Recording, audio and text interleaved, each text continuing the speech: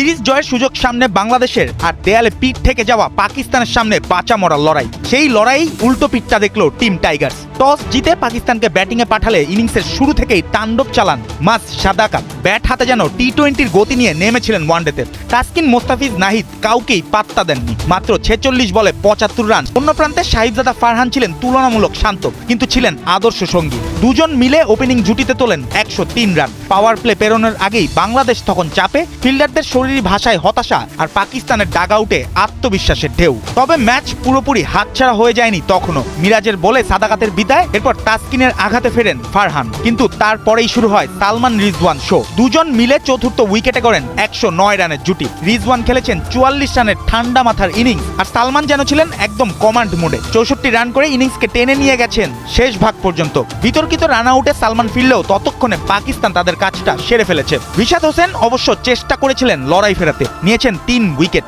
শেষ পর্যন্ত বাংলাদেশের লক্ষ্য দাঁড়ায় 274 রান। তবে ব্যাট করতে নেমেই ধাক্কা খায় বাংলাদেশ। শাহিন আফ্রিদি আর মোহাম্মদ ওয়াসিম জুনিয়রের বলে তানজিদ, সাইম, নাজমুল 3 ব্যাটার ফিরলেন একে একে। 15 রানেই 3 উইকেট হারিয়ে বাংলাদেশ তখন ম্যাচে পিছিয়ে, আর পাকিস্তান পুরোপুরি চেপে বসেছে। নামে বৃষ্টি, খেলা বন্ধ, অপেক্ষা, অনিশ্চয়তা, তারপর নতুন সমীকরণ। 32 ওভারে 243। অর্থাৎ মাঠে ফেরার পর বাংলাদেশের সামনে শুধু টার্গেট না, একদম দৌড়ের উপর দৌড়। এই পরিস্থিতিতে লিটন দাস আর তৌহিদ হৃদয় কিছুটা প্রতিরোধ করার চেষ্টা করেছিলেন। লিটনের 41 আর হৃদয়ের 28।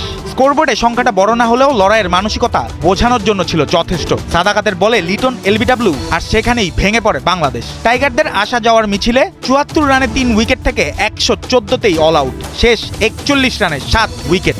এখানেও ম্যাচের কেন্দ্রবিন্দু ছিলেন সেই মাস সাদাকাত। ব্যাট হাতে ঝড় তোলার পর বল হাতেও 3 উইকেট, সঙ্গে হারিস রৌফেরও 3 উইকেট। প্রথম ম্যাচে পাকিস্তান অল আউট হয়েছিল 114তে। দ্বিতীয় ম্যাচে বাংলাদেশও থামলো সেই 114তেই। এর জন্যই হয়তো বলে জীবন নাটকের চেয়েও নাটকীয়। সিরিজ এখন 1-1 সমতায়। এখন দেখার বিষয় শেষ হাসিটা কে হাসে।